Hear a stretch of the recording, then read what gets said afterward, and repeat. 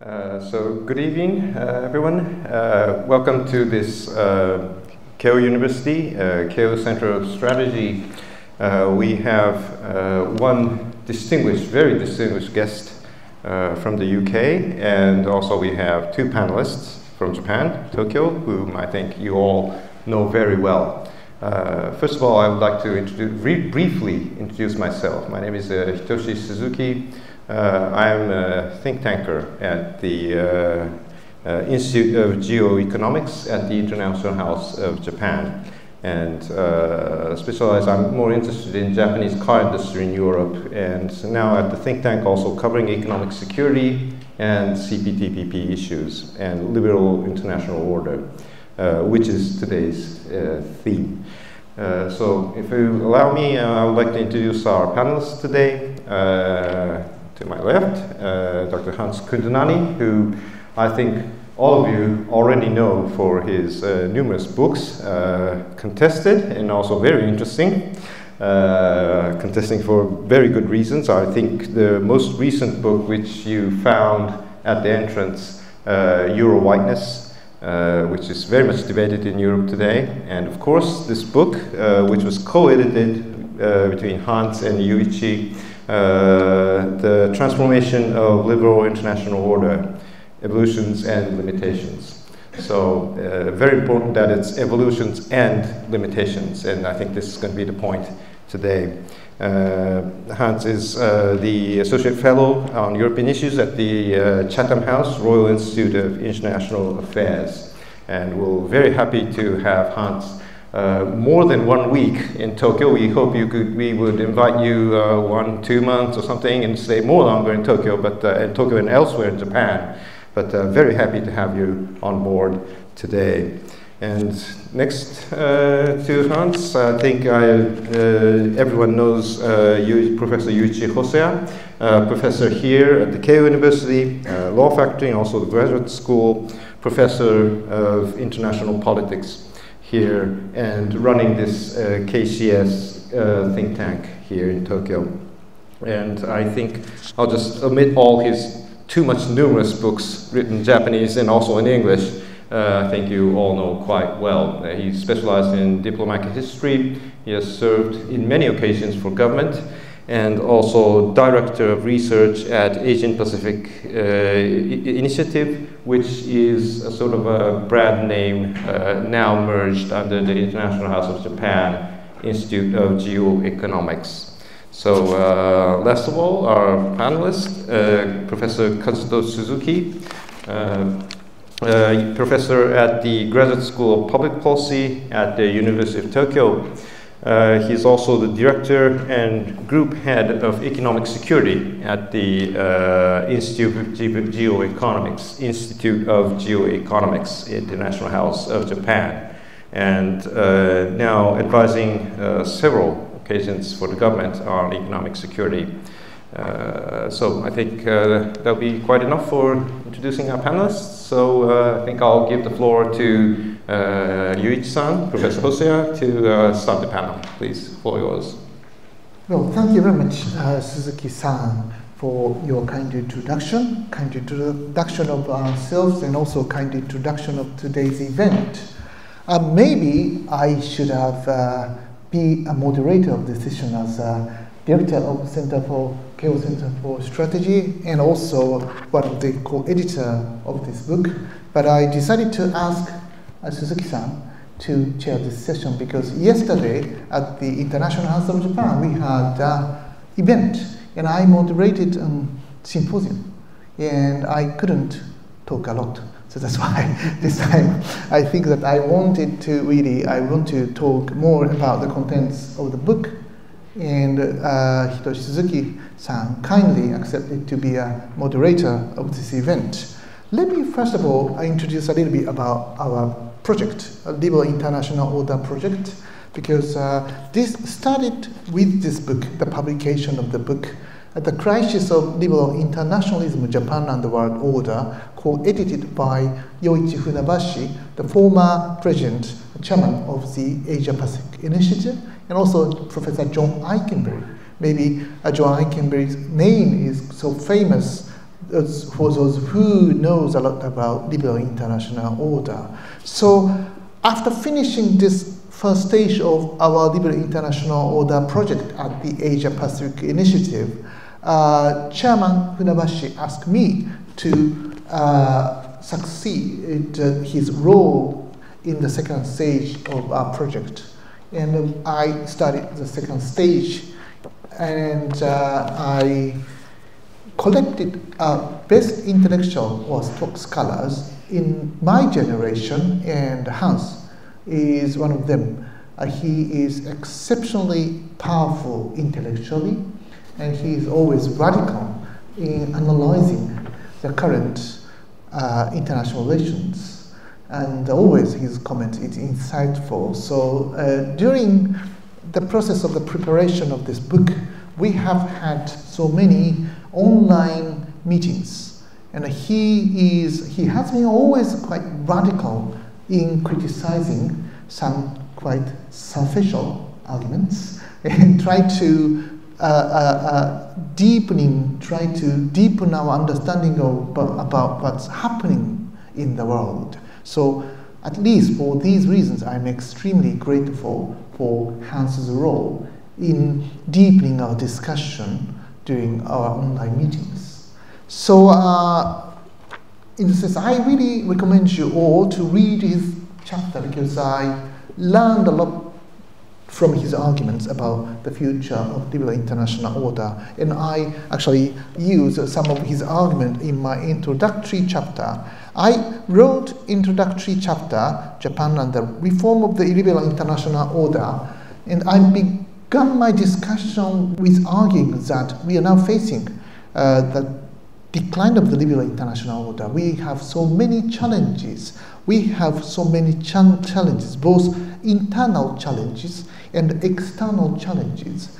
External challenges means, first of all, the rapid rise of authoritarian regimes, the value of, or the attraction of the value of democracy has been declining, and more countries are attracted by authoritarian regime. And this is actually analyzed in the report or the research by National Endowment for Democracy. And National Endowment for Democracy has been supporting our project of the liberal international order, actually.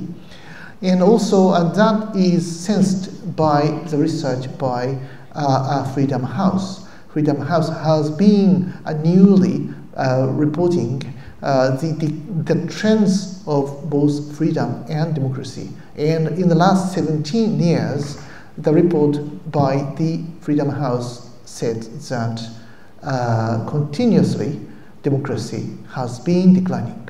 So in many aspects, we can see signs of the decline of the value of democracy as well as the liberal international order.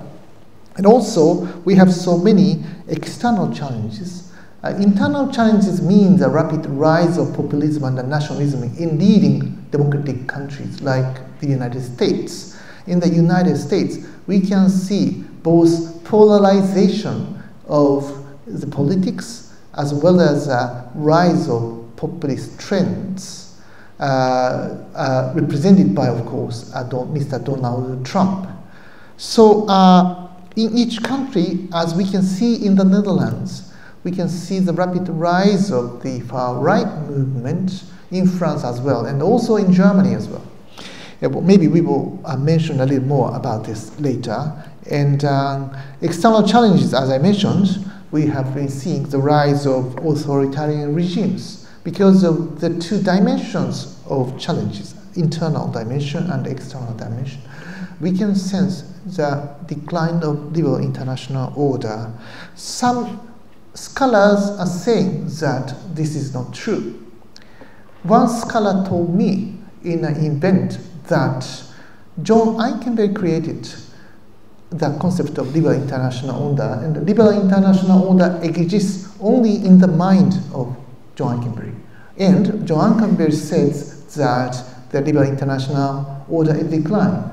Everything happens within the mind of Professor Eikenberry. But I don't think so. I don't think so because, as I said, we are facing so many challenges. and which relates to the decline of liberal international order. But the conception, understanding of liberal international order, or the meaning of the liberal varied. Maybe Hans will touch upon this later. So during the discussion of our online meetings, each contributor or participant, scholar, said differently on the meaning of liberal international order. So there can be so many different variety of the conception of the liberal international order. We think in a different ways about the meaning of the liberal international order. And also, we usually think differently on the beginning of the liberal international order. Professor John Eikenberry sometimes mentioned about liberalism 1.0, 2.0, 3.0. So we have been seeing the evolution of the liberal international order, which might have started in the French Revolution or the Wilsonian Revolution during the First World War, or the end of the Second World War, or even after the end of the Cold War. So when did the liberal international order created? It varied. It varies, depends on the speakers or the scholars. This is one thing. Another important thing happens. That's the rise of so-called global south countries. In other words, we are seeing the relative decline of the G7 group, or P5. P5 is, of course, United Nations Security Council members. UN Security Council permanent members have been in many ways undermining the foundations of liberal international order. United States invaded Iraq, and also China violated international rules in the South China Sea. And also, of course, Russia invaded Ukraine. In many ways, important rules or international law have been seriously undermined by those who must protect international rules. This is one thing. The other thing is that the share of G7 countries, group of 7 countries, is less than half of global GDP. Around the end of the Cold War, the total amount of the GDP of the G7 states occupied 2/3 of global economy, GDP, but nowadays it is less than half of the global GDP. So it means that literally G7 countries now becomes minority in global politics. Both P5 and the G7 cannot enjoy monopolizing legitimacy or justice in the international community. More and more, we must be care about what global south countries are saying. Of course, since the day of the Bandung Conference of 1955, we needed to listen to what they talked.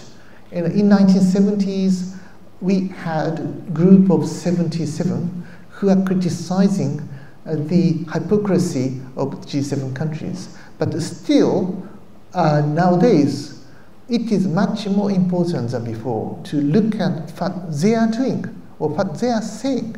So in the sense,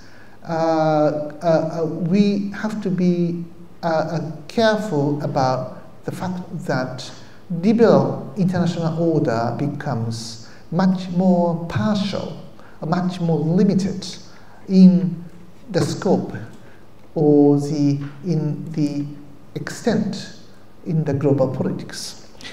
So then, to end my comment, I like to mention about the importance of the reforms. In the beginning, I wanted to put the title of this book, The Return of the Liberal International Order. But of course, Hans has been critical to that kind of idea, understanding, because the simple return cannot be an answer to the current complicated problems, because the current international community is radically different from the international order of 1945. In many senses, we are seeing different trends, natures of the international community.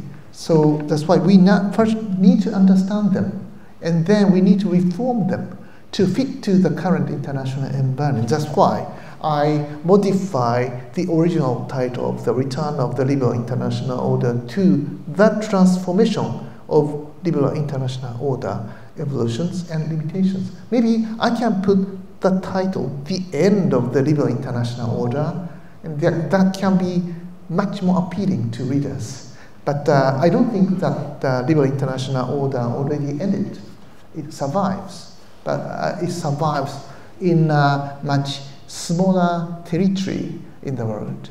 So by reforming the basic elements of the Liberal International Order, I think that we can see the continuity of Liberal International Order, but it should be in a quite different form. And by listening to what the global South countries are saying, maybe we can be we can create much more resilient Liberal International Order. I stop here. Thank you very much. So thank you very much, Sensei. I just understood by listening to your introduction that was the reason that you asked me to chair this one, because this explanation was not delivered yesterday at the International House of Japan, and otherwise I think Hans would have a lot more to say after listening to Yuichi-san. So Hans, would you like to go next? Yes, please. Floor yours. Thank you very much. So I'll just add a little bit to what Hosoya-san has already said about some of the sort of complexities in this idea of the liberal international order. I'm not quite as radical as the person you mentioned who said that the liberal international order only exists in John Eikenberry's head. But I guess I'm sort of halfway there. I am somewhat skeptical of the concept, and in particular, I have been critical of the way that this term tends to be used as if it's sort of obvious what it is, and that we all agree on what it is, but actually it's incredibly complex in all kinds of ways. And I think it was really useful, Yuichi, you mentioned this sort of moment in a way that this project, the second phase of the project emerged, which was, if the first phase was during the Trump administration, when there was this feeling that the liberal international order was really threatened, there was this kind of moment after Biden became president where it really felt like it was back, so hence this idea of the return of the liberal international order. And that was really the context, I think, in which we were working on this project. And I think that was a temptation to think of, this is a good thing, the liberal international order, and now that Biden's in power, we can just go back to, everything that we were doing before. And I think actually it's much more complex than that. And so I'll just say a little bit about some of those complexities. So I guess there are basically, for me, 4 different ways in which this idea of the liberal international order is actually, although it sounds, like it's kind of obvious what it is, it's actually quite complex. The first, and Yuichi has already touched on this, is the evolution. This is not a static order. It's changed over time, and as Yuichi mentioned, there's even a question about when it began. Did it begin in with Woodrow Wilson? But roughly people agree that this is something which is a post-1945 order. But even within that time frame, it's really evolved over time. So the order that we have now is not the same as the order in the immediate post-1945 period. And I guess I'd want to differentiate in particular between a sort of Cold War order and a post-Cold War order. It seems to me that the post-Cold War order is different in many ways, and in particular it's more liberal. There's been a sort of further liberalisation of the order since the end of the Cold War, and I'll say more about that in a little bit. The second dimension, I suppose, of the complexity is that the liberal international order has different elements to it. There are different ways of breaking down the liberal international order into elements. I would want to at least distinguish between a security order, firstly, secondly, an economic order, and thirdly, something like a human rights order. And these are quite distinct things, and they're connected in various ways, but they are quite distinct from each other. And they all function in slightly different ways, actually. The third element, or the third dimension of the complexity, is that the liberal international order functions differently in different parts of the world, in different regions.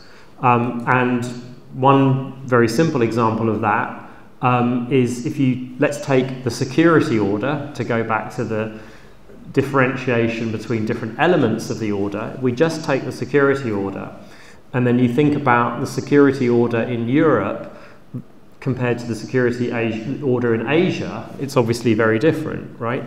In Europe, we would associate the liberal international order in terms of security with collective security, and in particular with NATO. NATO is sometimes seen as being one of the constituent parts of the liberal international order. But that's very different from how security functions in the Indo-Pacific or in Asia, where you have this hub and spoke model centered on the United States with bilateral security guarantees. And that, by the way, also illustrates a further dimension, which is to do with the role of the hegemon, and we might come back to that question. I think if this is, as it's sometimes referred to, a US-led order, what role exactly the United States plays, I think, varies across the different elements that I've talked about, but also in the different regions. Eikenberry talks about this, that American power functions differently in Europe and in Asia and in the Middle East, for example, right? Functions in a very, very different way. So that's the third element of the complexity, or the third dimension of the complexity, is around the sort of regional variations in how the liberal international order functions. And then the fourth dimension, which I'm really interested in, is this question of the liberalism of the liberal international order. In what sense is the liberal international order actually liberal? And again, this is something which we kind of take for granted, that we sort of all know what that means and we all agree on what that means. But actually, liberalism is notoriously complex as a concept, and it can mean so many different things. So again, multiple different ways of thinking about that complexity. But I would want to at least distinguish between three different definitions of liberalism as it relates to the liberal international order. The first is around, I guess, a political definition of liberalism. And by the way, I should say here that I think a helpful way to think about what we mean when we say liberal is to think about what it's contrasting to. What is it not? If it's liberal, what is it not? Or if it weren't liberal, what would it be? So if we take a political definition of liberalism, this is something to do with democracy. You already talked about, this kind of idea that somehow the liberal international order is a pro-democracy order, that it's perhaps sustained by democracies, and that a rising tide of authoritarianism is a threat to the liberal international order, right? And Eikenberry talks about this too, that this is a sort of a pro-democratic kind of order. So it's, liberalism in this political sense as opposed to authoritarianism. Here, as a sort of footnote, I think it's important to stress that there's an even further element of complexity here, which is that, liberalism and democracy are not the same thing. Again, we tend to use these terms rather interchangeably. But if you think about a liberal democracy, it seems to me that, it has two elements to it, the liberal part and the democracy part, and they're sort of in tension with each other. If we think about liberalism as being a system of, rights, individual rights guaranteed by a constitution, That's how I understand the liberalism of a liberal democracy. And then the democracy part is popular sovereignty embodied in free and fair elections. And there's a way in which those two things, as I say, are in tension with each other. The Constitution is actually limiting popular sovereignty. It's taking certain things out of the space of democratic contestation. So, you know, as I say, that's just a footnote to say liberalism and democracy aren't the same thing, but nevertheless, you know, there is a certain version of the liberal international order which has something to do with democracy. Then I think there's a second definition of the liberalism of the liberal international order, which is economic, an economic definition of liberalism. So this would be the idea that free trade in particular is central to the liberal international order. This is an open order in economic terms. So this would be liberalism as opposed to, say, protectionism or mercantilism or economic nationalism. And here, you know, the contrast is very much with, you know, the 1930s, right? The liberal international order in that sense as a response to the kind of trade wars that then ultimately led to actual shooting wars in the 1930s and the 1940s. So there's an economic definition of liberalism. And then there's a third sense in which we can say that the liberal international order is liberal, which I think is a kind of international relations definition of liberalism, an IR definition of liberalism. So this would be liberalism as opposed to realism, for example. So you could imagine an order that would be less liberal because it's more realist, it's more state-centered, it's more based on power rather than rules. You know, so we often talk about liberal international order as being a rules-based international order. And that, I think, is referring to this liberalism in the IR sense. Now, I think, as I said earlier on, what's happened in the post-Cold War period, to come back to the evolution of the order, is that in multiple senses of liberalism, the order has become more liberal.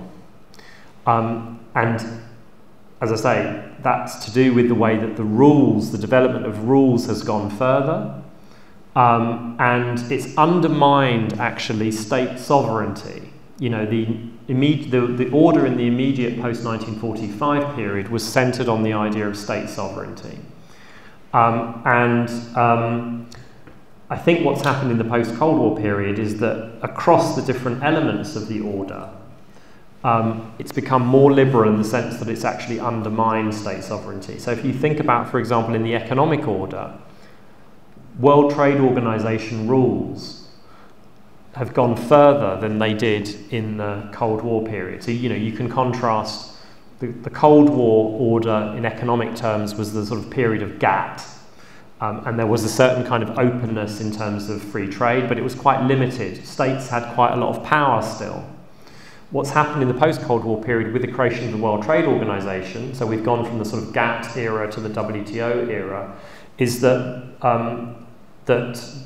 the economic order has become more liberal, and in a sense it's reduced the power of states to limit, you know, to take, for example, protectionist steps. That's become harder under WTO rules, so it's become more liberal. But then also you can think about, and this really connects the security order and the human rights order, if you think about something like the evolution of ideas like the responsibility to protect, you know, that's again an example of a sort of further liberalisation of the order that has undermined state sovereignty. We can talk more about that in the discussion afterwards. I just want to point out that, as I say, it's become more liberal and that that's had some problematic consequences, actually. It's very tempting to think of liberalism as being a good thing, but there's, I think, a way in which the increasing liberalisation of the order in the post-Cold War period has had some quite problematic consequences in all kinds of ways. So that's, you know, as I say, a sort of attempt to sort of think about some of the complexity of the liberal international order. And the reason I think all of this is important is and this might sound quite sort of academic almost, but I think the reason it's really important is because when it comes to this question of, well, what do we do with the order now? Do we want to simply defend the existing order, or do we want to reform it in some kind of way? It seems to me this complexity becomes really important because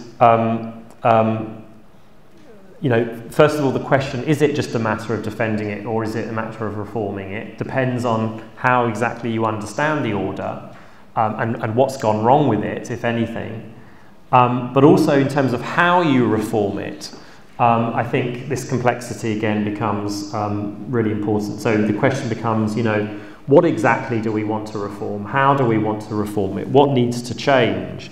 These are questions which are really not straightforward at all. And what I think was so interesting about the project that brought together these 10 different, as well as Yuichi and I, these 10 different chapters written by scholars from around the world, Europeans, Asians, there's an American author and so on, but also experts in different areas. Some of them were security experts and some of them were economic experts. We didn't really have any human rights experts particularly, but that comes into the story too. What I think became clear, at least to me during the process of putting together the collection, was that there really is no consensus about how we need to reform the order. All of the different authors had different understandings of what the order meant to them in all of these different ways that I've just described. And there was really no consensus, even among authors from countries that we think of as being like-minded. These were all authors from democracies. There wasn't really a consensus about what's wrong with the order and how it needs to be reformed. Thanks a lot, Han-san. Excellent sort of summary of the various interesting arguments of this book, and very nice to hear the three dimensions: the political, economic, human rights. And just to go back to our point over dinner yesterday, that I was struck by your comment that I worked 11 years in Niigata Prefecture, which is famous for rice and agriculture. I told you that there are Japanese who did oppose the TPP and the CPTPP to protect Japanese agriculture. Surprisingly, you said, that's cool. And considering the audience here today, which many of you are working or are going to work in the export industry or investment, etc., and absolutely supportive to CPTPP. If we were doing this panel in Niigata and you said TPP opposing it, that's cool, and it's going to be, wow, is he wonderful? I mean, why don't we employ him here? Which I think you have many opinions, but still, thank you very much for putting forward the brilliant arguments and various important points of this book very precisely. So finally, if I may ask Kazuto-san to take the floor, please. Thank you. All yours. Right. Thank you very much. And well, perhaps you may recognize that I am coming here without any book or anything, because I was teaching downstairs to the students in the University of Tokyo. So I'm kind of in a very strange situation where I'm teaching a student in a different university in a different university campus. But anyway, so I wrote a piece on this book. I'm not a co-editor as Jose-san and Hans, but I contributed to the two chapters from last chapter on the economic security and the liberal international order. And one thing that both Jose-san and Hans has mentioned about the nature of the liberal international order in the post-World War II period was that there was a certain value which are associated with the liberal international order. There were certain assumptions that the liberal international order, particularly the free trade order, that is the economic liberalism / the IR liberalism, was basically a contrast to the bloc economy before the World War II, which led to the war. And that was the basic assumption that if you put the protectionist measures and to prioritize your national interest in the time of crisis, then it will lead to the war. So the bloc economy, protectionism is bad, and the liberalism, free trade is good. So the liberalism, consciously and unconsciously, having connotated with the value of the being liberal is good. And that has gained a certain momentum to proceed the further liberalization after the end of Cold War, because of some sort of the mixture of the idea of the modernization theory, which means that if the country like China, like former communist countries in Central Eastern Europe or Russia as such, after the collapse of Soviet Union, when they become a better, more richer, wealthier through the process of modernization, process of industrialization, then therefore they will be much more freer, more democratic, and more associated with the Western values. So the value of the Western countries, or let's say the liberal values, becomes as a sort of a gold standard, and to set the sort of a common sense to the countries like China or Russia to become as the basic model of the modernization. So this is a coming sort of a roster version too, to modernize and industrialize in the third world country, which desperately disastrously failed to introduce this modernization process led by the state. But anyway, this post-Cold War roster version 2 modernization was basically driven by the globalization, which means to open more market, introduce more foreign direct investment, and to have more global supply chain integrated into a global market, and then reduce tariffs, reduce state intervention, and to set the rule-based order based on the free trade agreements. So this was considered to be a good thing, and there was an expectation that this will bring much more peace because of the World War II. After World War II, the liberal international order was being designed as the peaceful mechanism to maintain the open market, will reduce the incentives for the state to use the military forces. However, I think to that extent it was right. There was no major world war during the Cold War, or even after Cold War, when there was no more the two polar balance of power. There was basically no military force, the use of military force for the sake of accessing the market because of the open economy. But nevertheless, I think there was one thing that hasn't really paid attention to was the potential transfer of wealth through this liberal international order. Because if you set the world into a global exchange of goods, money, and information and people, it is easily transfer the cost, the jobs which are in the higher production cost to the lower production cost, which not exactly equal to the labor cost, but also with the regulation cost, the tax, etc., etc.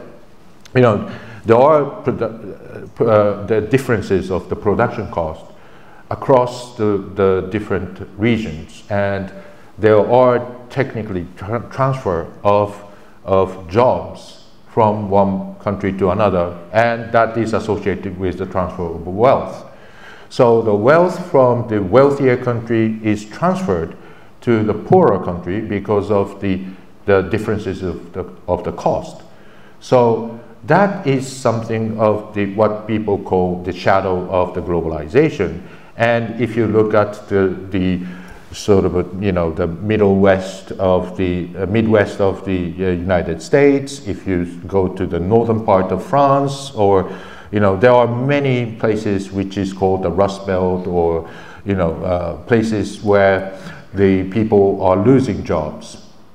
And this is in particular for the eastern part of Germany, which were quite dramatically shifted the transfer of people because of not because of the production cost, but because of this freedom of movement allowed. And those Central Eastern European countries also were not satisfactory after the accession to the EU, because there was not much not much investment expected level to bring the wealth to these countries, but there was a movement of the people from these countries to the more richer places. So what happened is that and in this period there was something called the Lehman shock, or the 2008 the financial crisis, that has made it more highlighted the darkness or the dark side of the globalization. And what is interesting is that immediately after the 2008, it seems that the authoritarian regimes are much better off to recover from the crisis, and it was the democratic countries which faces much more difficult issues. And that is to a certain extent that there was an attraction for the global south countries to associate with the authoritarian regimes and to accept the certain influence, certain proposals from the Russia and China, for those countries to accept. In other words, the conditionalities, the Western countries put the conditions to the aid and the loans are now becoming too cumbersome, too annoying for those countries which are struggling themselves to get out of these crises. So I think I'm speaking too much, so I'll just wrap up the saying that there are sort of a value issue that the liberal international order is being thought as a good thing, and I think I admit that there are certain value in it, but the problem is that even if it's a good thing, doesn't necessarily mean that it is spreading, because there are a lot of other issues that is related to the acceptance of the liberal international order, and the current situation is not exactly a favorable situation for the countries to accept the liberal international order, and therefore it seems that it is only the G7, EU, or let's say the Western countries are the only one who believes in the values and not the rest of the world. So I'll stop here. Thank you. Thank you so much, Kazuo-san.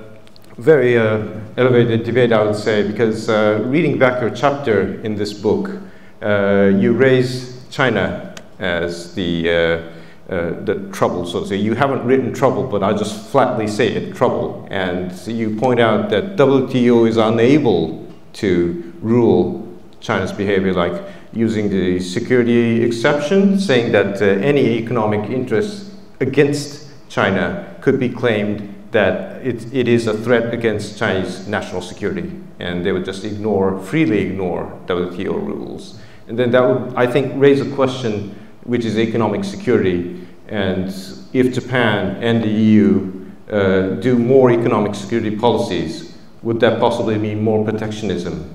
Or is it still compatible with global free trade? Because in this chapter, you do speak that Japan should play a leading role for preserving global free trade. And I think that's going to be a sort of a continued debate again. Should we go for the second round in the order? So that it's going to be Yuichi-san, Hans-san, then Kazu-san, and then perhaps afterwards that we also ask the floor to ask any questions. Is that okay? Right, perfect. Thank you very much indeed. Well, I have learned many things from Hans's talk as well as Suzuki Kazuto-san's talk. It's a bit confusing. There are two Suzuki-san, so Hitoshi-san and Kazuto-san. Not my fault.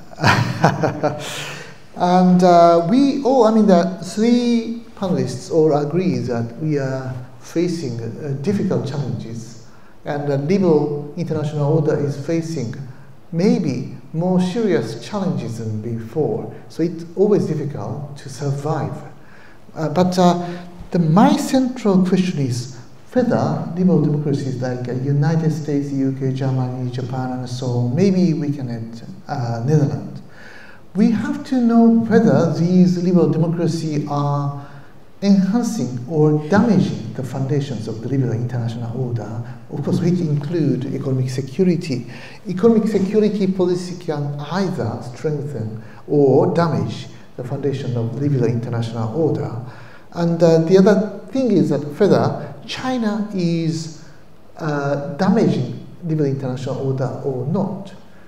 Chinese scholars often tend to say that China is a quite conservative country, and China really respects international order, and rather than that, the United States, UK are violating international law, referring like the Iraq War and so on.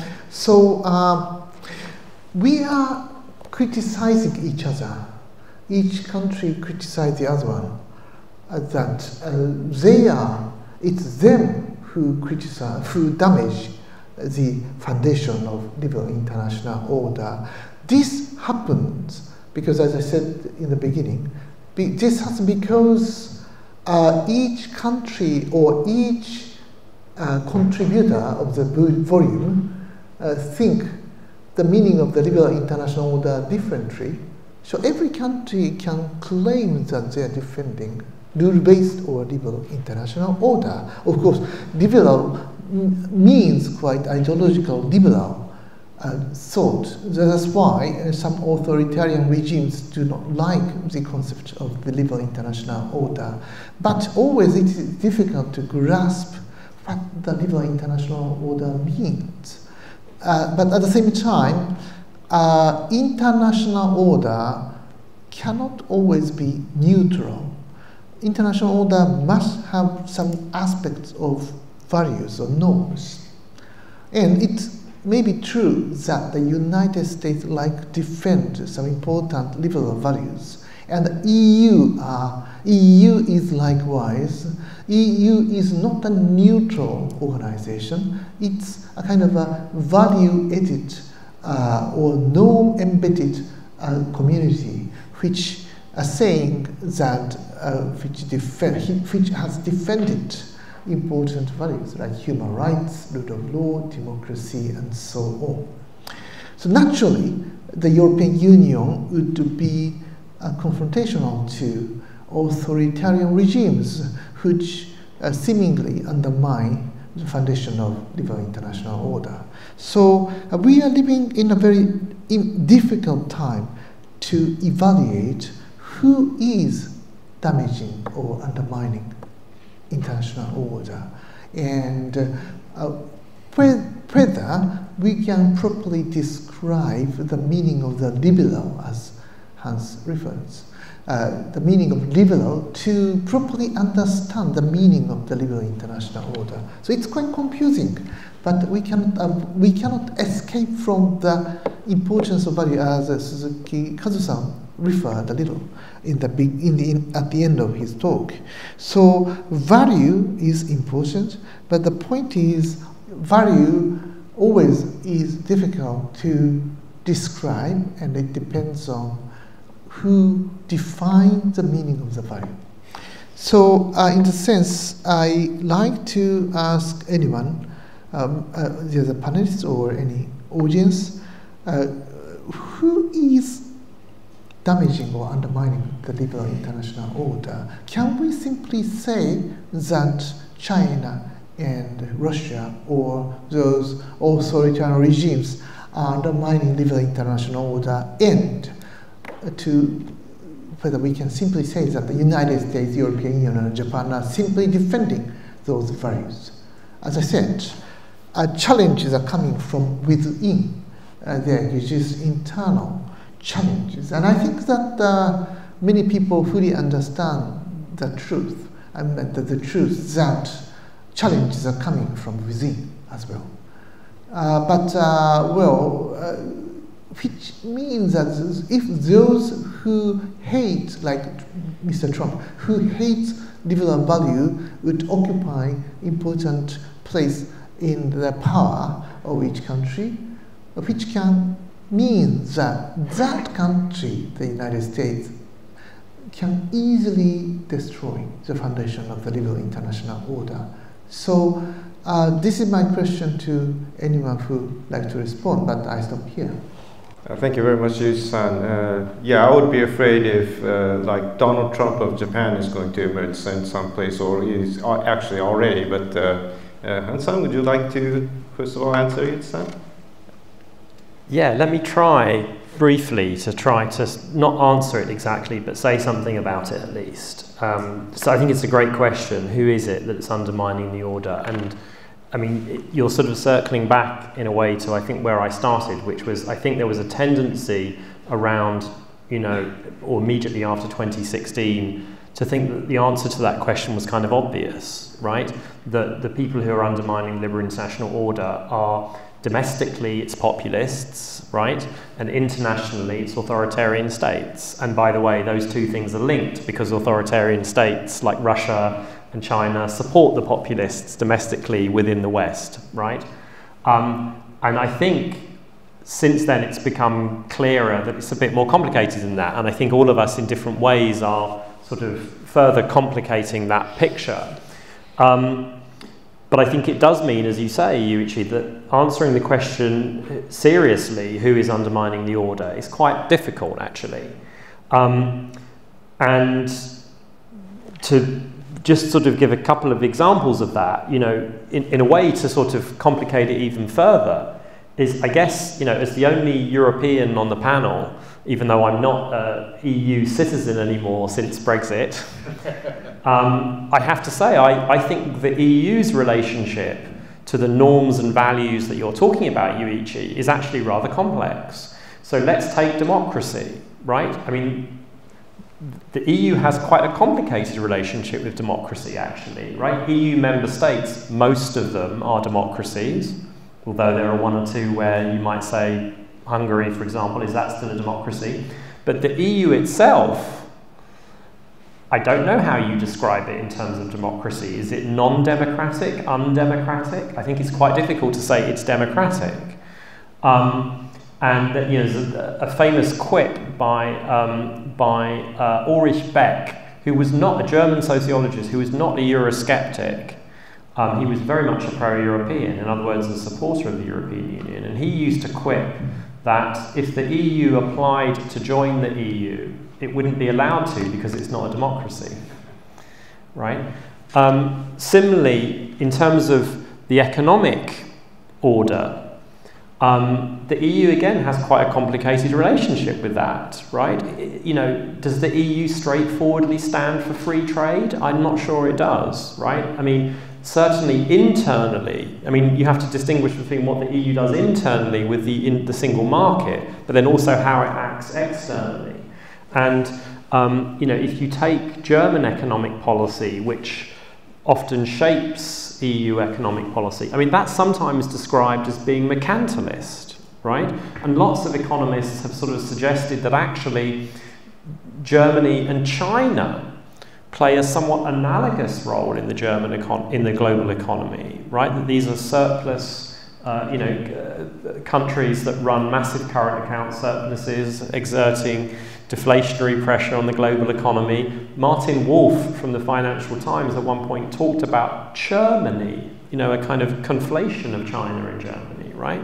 So in other words, that, I could talk much more about that, but that's just an illustration of the way that I think the EU's relationship with these norms and values that we associate with the liberal international order is not straightforward.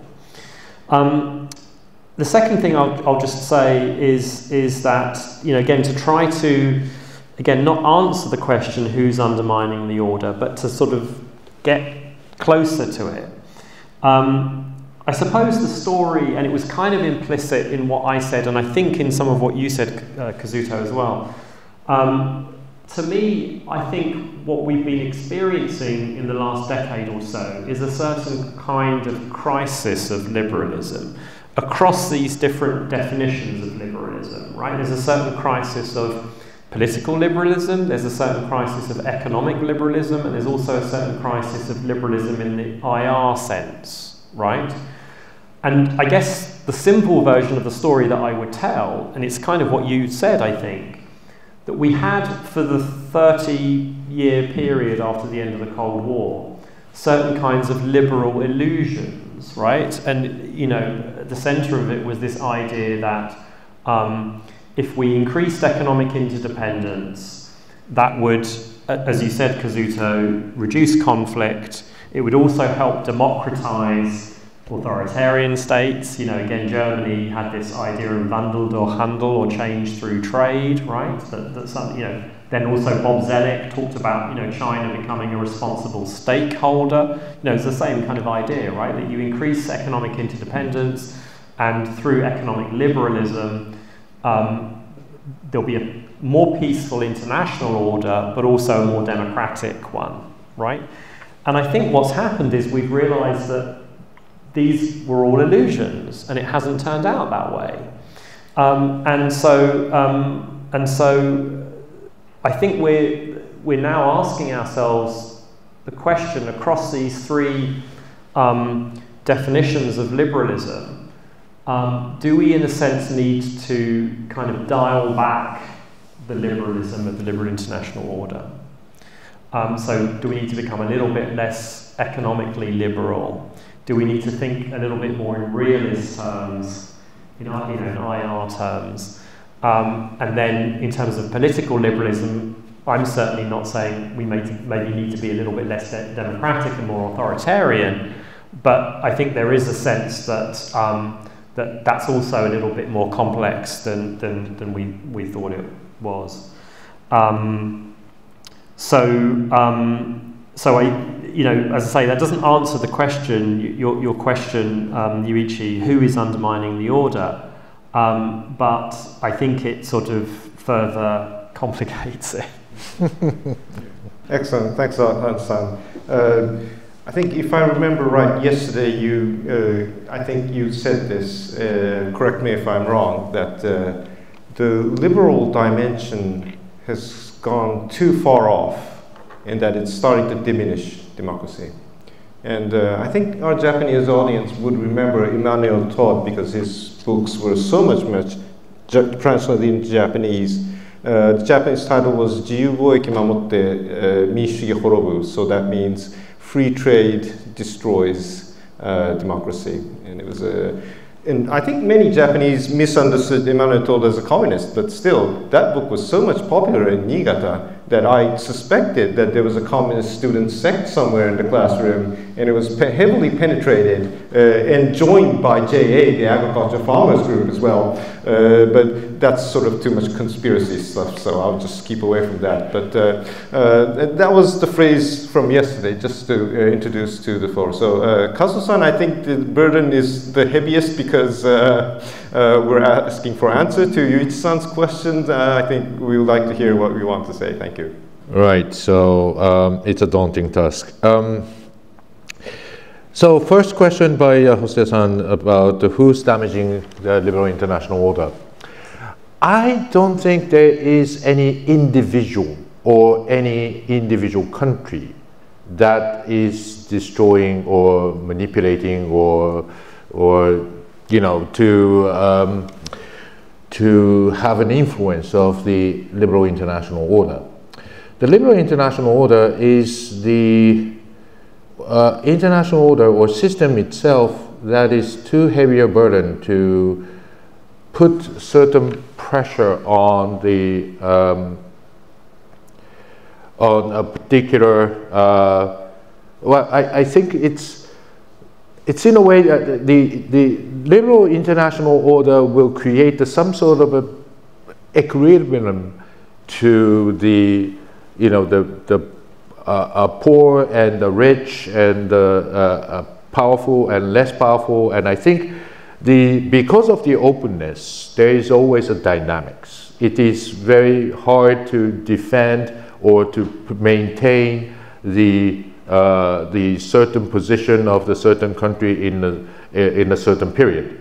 So I think this fluid relationship with the international, well, the fluid relationship and dynamism that is created through the international order is perhaps the source of the reason why it is very difficult to maintain.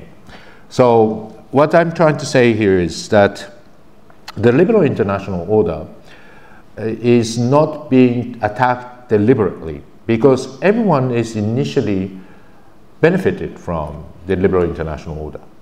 The liberal international order does not does not particularly target and attack on certain parts of the society, but the liberal international order consequentially create the winners and losers.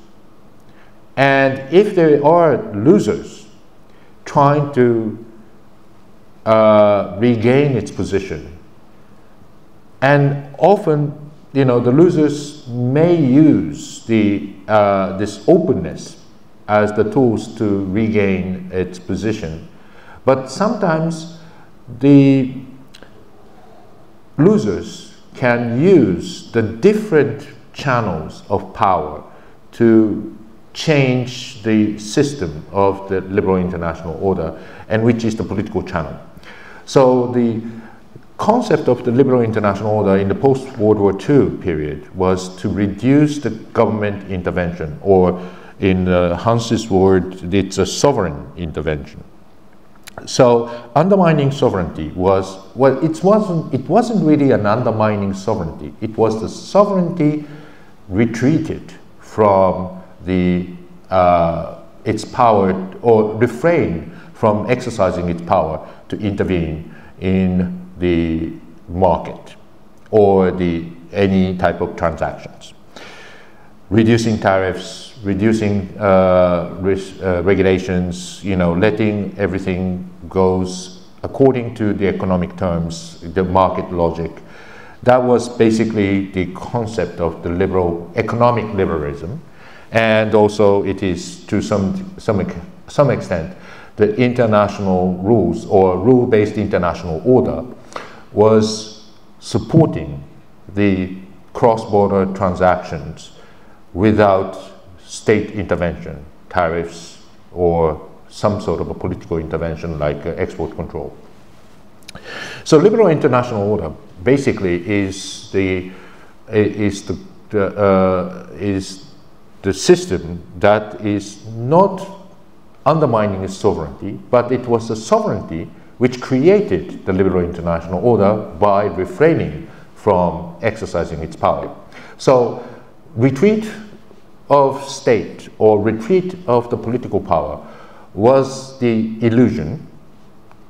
And I think it's not a revitalization of the state. It is just simply the state is no longer retreated from exercising its power, and now it's been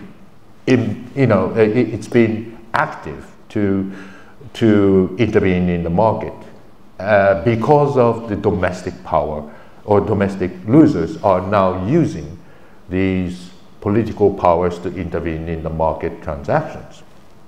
So I think we have seen the world as something that is sort of fundamentally changed after the World War II, and the state are in decline, state sovereignty is in decline. There will be no more, state intervention, protectionism. All the rule-based order is set in stone, and there is no way that the state cannot come back. And I think it was simply wrong, because it was the creation of state that was the liberal international order was a creation of state. The state defined and state decided to say, hey, we're not going to intervene, we are going to refrain from exercising its power. So companies, individuals, investors, do your own job. But now, if everyone is doing their own job, people start saying, oh my God, there is a problem. We have to stop it. And somebody has to stop it. It's the sovereign state. Sovereign power needs to exercise to stop these things happening. So I think, shall we dial back? I think the refrain, or the return of the state sovereign power is I don't know how to say it, but it was so sudden. The arrival of Trump was the particular case, but the authoritarianism is to some extent the return of the state power. So I think there are certain ways of state power coming back so quickly and so bluntly. I think we need to do it much slower, much gentler, and much softer to make sure that people can accept this return of the sovereign power. But I think the world is not, world doesn't work according to what you want. So basically, I think we need to adjust to itself. And I think one of the most important thing is that the state intervention is always unpredictable. The rule-based order was good. Market-based economy or market-based logic or activities were good because it was predictable and understandable. But state are very much difficult to predict because the snap of a finger and in China, snap of a finger, then the rules change overnight. Or when Trump came in and signed the executive order, then the rules would change. So the political intervention is always associated with unpredictability. And unpredictability and the this unpredictability is the enemy of the economic activities or the corporate investment. Some people who take the risks, but some people don't. And I think it is the negative impact for the global economy to work like it was during the sort of the free trade era. And I think this new transformed liberal international order will be much more difficult one to navigate for the economic entities like companies and investors. Thank you so much, Kazuo-san. I believe Han-san, you would want to respond to what Kazuo-san said, or Yuichi-san, before we open to the floor for questions. Well, after that, maybe we can touch upon. Okay, yeah. So, so we ask the floor for questions? Okay. So, anyone would like to raise questions? Thank you very much. My name is Tsuyoshi Gorok, Associate Professor at Nisho Gakushu University. Thank you very much.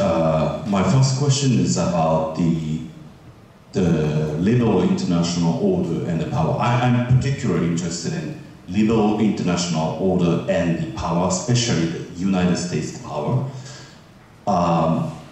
Maybe it's contradictory, but still, order as it is supported by the power, especially the United States, the power. That's why we talk about the liberal international order was created and maintained since 1945. So I don't think the US power is the only factor which supporting that order, but still important order. So I'm just wondering to what extent the transformation or end of the liberal international order and the declining of the US power, how these two factors are correlated? That's my first question. And the second one is about the impact of the end of the Cold War to the liberal international order. Hans, you said that this order is not statistic, always active. So it seems to me that it's always, it seems to me that there's no one-time turning point, but still you said and the others said, and we always say that the Cold War order and the post-Cold War order, and now we are changing, or maybe we are beyond the post-Cold War order. So the end of the Cold War itself, I'm not sure when it is, it's 1989 or 1991, but still the end of the Cold War, how it transformed the liberal international order, what's the impact? For example, in the economic dimension, Neil Ferguson and the other Harvard scholar published a book, The Shock of the Global. Globalization was started and interdependency has begun since the 1970s, so even before the end of the Cold War. And the human rights, maybe if you look at the European region, of course they are still Soviet Union, Central Eastern Europe under the communist regime, but still the norms of the human rights under the CSCE Helsinki Founding Act was increasingly spread all over Europe. So in this sense, how the end of the Cold War has impact on this transformation of liberal international order. That's my second question. Thank you. Beata Bohorodycz, Adam Mickiewicz University in Poland at GREPS right now. I have a question / comment to Professor Hosoya, because I think your question is really difficult to answer if you don't define what the international liberal order is, because undermining like what without the definition of what it is, it's difficult to say what is being undermined. And undermined, and I think this is also this question or comment already has been mentioned.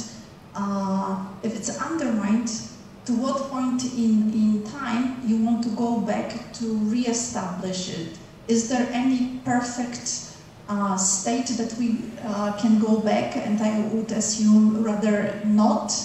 And I wonder to what extent it would be useful to you to look at the international liberal order as a certain instrument, not as a stable system, which is also, but as instrument of achieving certain goals in different domains that you mentioned. So in security, in economic, in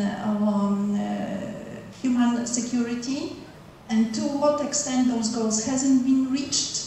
Why so many people in so many countries were dissatisfied with democratic regimes and so on. And second point, it's about, I think, the actors, and maybe you mentioned the hegemon role in this liberal international order. So could you elaborate a little bit in the context of your book, how you see the role and function of different actors and also the hegemon? Thank you. I'm Wakamatsu. I'm just a former newspaper correspondent, so a question is from a non-academic sector. When I heard the questions from Professor Hosoya, who undermined or who gave the impact to the liberal international order, I felt somewhat wary because my question is rather, what went wrong with the liberal democratic order? So concerning this standpoint, I will raise two questions. One is very simple. Who started to use the liberal democratic order, when and how? I mean, the origin of the liberal democratic order, what is the origin of the liberal democratic order? And the second question is it, how do you think about this? Was there the liberal democratic order, or it was just a regime, a bunch of rules which was created after the big powers, the winners of the Second World War II? Or what you call liberal democratic order itself enabled us to observe if something is going on, just like a rise of the authoritarian countries, China and others. So my question is, what went wrong with what you call liberal democratic order? Hi, I'm Maletta Gabriele. I'm a student here at Keio University. Thank you very much for the talk. Well, there's a whole lot to unpack, but without going too much into detail and probably without solving the basic question of what do we mean by liberal international order.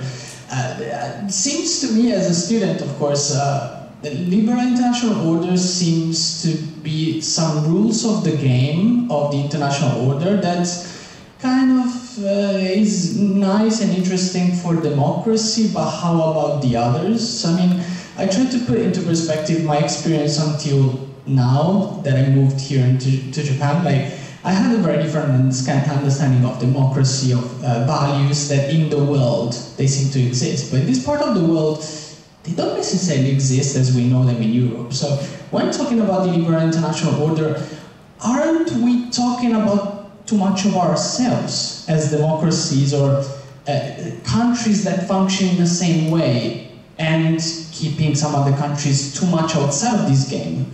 So when we speak about the challengers, those who want to change this liberal international order, let's call them also the losers of the game, that they want to change the game. Liberal international order, is it for what purpose? Is it for the purpose of keeping order? Is it for keeping our way of seeing order? I think we should kind of go beyond what we consider liberal, but we should be thinking more about the international order that maintains peace. Not only the liberal international one can maintain peace. An international order that is able to make the losers feel that they are playing the game with us and they're not outside of the game would be probably a better idea of seeing the international order, not necessarily a liberal one. So I wanted just to get the comment from you about, like, what do you think? How about we try to think about a system that gets challenged a bit less because people, the countries feel less of losers and more of players of the game. Thank you. Thank you very much for today's important opportunity. My name is Ryo Ringa from Korea of Tokyo. Korea is a communications consultancy agency. And I'm now working and also studying, I've just started studying at GRIPS. And my question is about the relationship between the global governance and the liberal international order. So when we think about the international community from communications perspective, it is sometimes said that diplomacy or communication aim to achieve trust among stakeholders or international society. And when we talk about this, we oftentimes think, consider the global governance. And what implication and role does the international order to the global governance is my question. Thank you very much. Okay, thank you so much. So I think we'll ask the panelists to each 1 minute, please. We have a whole bunch of great questions, and 1 minute is not really time enough. But so shall we ask Yuichi-san, Han-san, and then Kaso-san in that order? Is that okay? Right. Thank you very much. We now have many good questions, which means that we need maybe 1 more hour to answer all the questions properly. Of course, we should do this. But let me respond to these good questions in a different way by combining those questions in a one or two big integrated questions. That is whether liberal democracies should go to war to defend the liberal values. Sometimes it is necessary to defend the liberal values, to defend liberal values and to go to war. So war would undermine the foundations of liberal international order, but sometimes without war it will be difficult to defend important, vital liberal values. So war would have a destabilizing element in it, but at the same time, liberal values are in crisis now, and so then we come to the essential foundational question of the international politics, which means a tension between order and justice. Whether we should prioritize order or whether we should prioritize justice.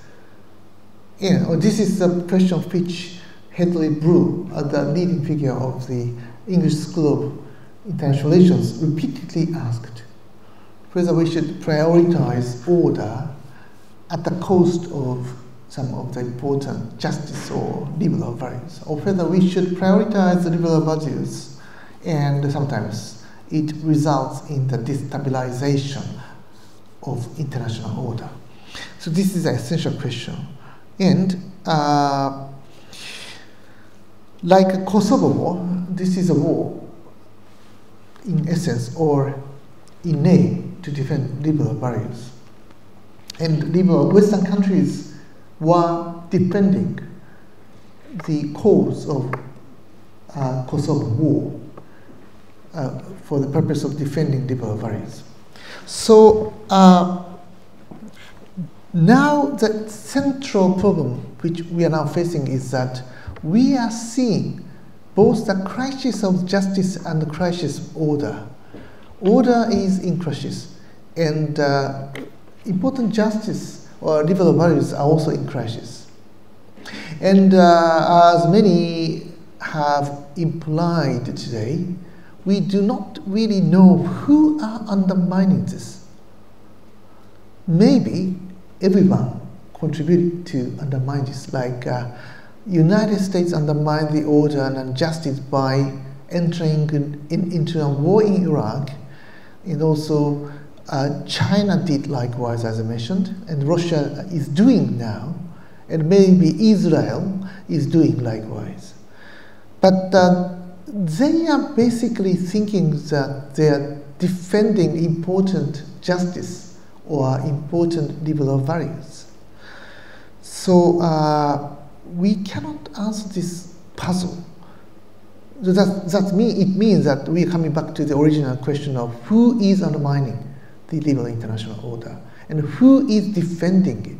But we also can know that there exists some foundational values like Atlantic Charter and the United Nations Charter and so on. Human rights, international human rights rules, there are some written documents which imply important values of liberal order. So we can come back to this, but those treaties and charters can have different versions of interpretations. Each country thinks that they are defending the foundation of United Nations Charter. So I don't know why this happens. Maybe we need to have the next stage of liberal international order project to examine what's happening. But so far, I have no answer to these questions. That's why I asked this task to Hans and Suzuki-san.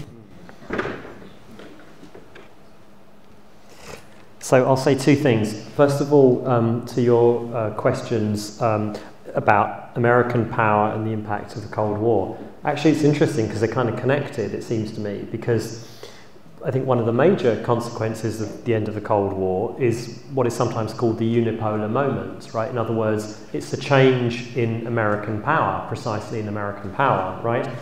And you know, you have this moment when you know the US is more powerful than it's ever been before, and I think, you know, what then happened is a kind of an acceleration of the liberalisation of the liberal international order across these different definitions of liberalism that I talked about. And you're right, of course, that you can find earlier moments during the Cold War where these things began, the human rights order, you mentioned Helsinki and so on. But I think it is clear that it goes much further in the post-Cold War period, driven by the United States to a large extent, right? It's the US that's pushing this in all kinds of ways. And that brings me to the second set of questions, actually, which I think also are kind of connected, because I think what happened was, so, I mean, first of all, to answer the question about, you know, where this term came from, it's, you know, the liberal international is a relatively recent term. We really only started using this term, you know, in the last couple of decades, obviously particularly Eikenberry. Now, he then sort of applies it retrospectively, going all the way back to, you know, 1945. Actually, if you look at the term itself, I think the way I would put it is it kind of replaces the concept of the West. Actually, to a large extent, you know, it's a way of talking about the West without saying the West, because the West has become a problematic term. And so the story that Eikenberry then tells, and this gets to, I think, some of the questions that other people were asking, is that, you know, he talks about this order that begins as what he calls an inside order within the US alliance system. So not quite the West, but roughly the West. And you have this universal order centered on the United Nations that includes countries beyond the West, but that's not really the liberal part. That's what you might call a realist order that's based on the principle of state sovereignty, right? And the non-interference in the internal affairs of states, right? What you then have within the West, though, on top of that, is a much deeper, thicker, liberal order. What then happens in the post-Cold War period, this is the story Eikenberry tells, is an attempt to expand that inside order to the whole of the world beyond the US alliance system. And as I say, that's US power that's largely doing that. And so to make the sort of universal order more liberal, as it were. And I think, you know, this is kind of what I was trying to suggest earlier on. I think we're seeing a crisis of that sort of attempt to do that. And then I think this brings me to your point about how should we not try to kind of dial back on that, essentially, and try to bring the others in. And so I think the dilemma, and this is where I end the chapter in the book, is to say I think the basic dilemma now, given that we've seen the failure of this attempt to sort of universalize this inside order, and, you know, one sort of moment that kind of captures this is, you know, Chinese accession to the WTO in 2001, which we can now see the problems with that. So the dilemma then becomes, do we essentially seek to keep a universal order, but accept that it's going to be less liberal or thinner, to use a different term? Or do we want to go back to having a sort of less universal order, something more contained within the US alliance system or like-minded democracies, or however you want to put it? And accept that it's no longer a universal order, but it retains some of this liberalism. I think that's basically the dilemma. Right. I think follow up on what Hans has discussed. Yes, I fully agree that John Eikenberry's argument was starting with the sort of a thicker Western internal order and the universal order, such as the UN and basic international order, which doesn't necessarily mean liberal. But I think the end of Cold War I think there was an attempt to universalize the internal order, but I think there was a genuine understanding that among the Western people who promoted the idea of the Western thicker liberal international order, that they will be able to prevail. And this will bring back, I think this is the sort of an end of historyism, or kind of idea that the world will be better off if liberal democratic order will be prevailed, and everyone is going to be happily ever after. So that was the basic assumption that people would think, and I think that was the sort of coming back to what I said earlier, that the association with the value that the liberal international order is good, and a good order should be accepted by everyone.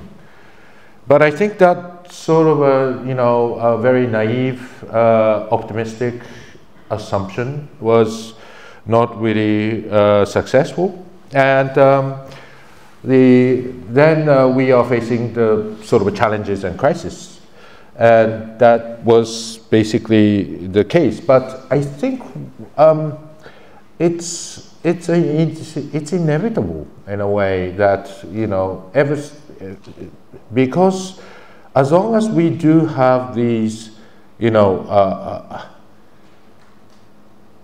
entity which claim they are sovereign and to be able to reject the other intervention and being autonomous and independent to make decisions, there are about 200 of them in the world, and to make an order under the certain without the sort of common value, without the common interest, I think it is extremely difficult to maintain an order or the system that sustains the order. And I think Gorok-san has mentioned that the liberal international order is an order, therefore somebody has to maintain it, some power has to be, there must be some power to sustain the order. But I think it wasn't really a power which sustained the liberal international order. It was the belief that there are, and commitment of the players, the sovereign states, to engage in the concept of the liberal international order and abide by it. And to a certain extent, they think that this is beneficial economically, and politically it's right, and as Jose mentioned about it's also covered the justice part. I think it was also a right thing to do. And I think these, the norms and values are associated with the order, and therefore it was easier for the states to commit themselves. But I think this sort of a happy combination of this order, power, and the commitment were no longer applicable when there were so much the shadow of the globalization turns into it, and people find it that this is no longer valid. This alignment of the justice and the values justice and the system and the power are not in alignment, then we need to think of the different order, and which is now being, I think the final questions by Hans about whether we maintain the universal order and the thinner, less liberal international order, or do we maintain the thick international order with the smaller scale minilateral or multilateral kind of framework? I think we are going towards the latter, because the universal order itself is in danger. What happened in the Ukraine, what happened in Gaza. I think there are, the West, East, doesn't matter. These universal order is in danger. And I think people are now starting to think that, at least we need to shelter ourselves, and the liberal international order should be sheltered in a smaller scale. And this is what the IPEF is doing, what CPTPP is doing. These are smaller and a kind of unilateral framework. So I think what the world is going to be like is going to be a sort of a constellation of the groups of countries like G7, G7 plus EU, or BRICS, or the Global South, or whatever that it comes to mind, that these are not aligned as a universal order, but it was just simply scattered around and placed in a different order. So I call it as a Zen garden order. Like, it's not intervening each other, but it's just scattered around. Thank you so much, Kazu-san, and thank you so much to Han-san, Yuichi-san, indeed. So if Yuichi-san doesn't have anything, I think I'll just apologize for the bad time management. We're 10 minutes over schedule. And Yuichi-san, you have something? No? Okay, so shall we close the session? So thank you so much for the panelists, and thank you so much for the inspiring questions from the floor. I'm sorry that we were not able to totally cover all your questions and answers, but thank you very much for coming and joining us today at Keio University. Thank you so much.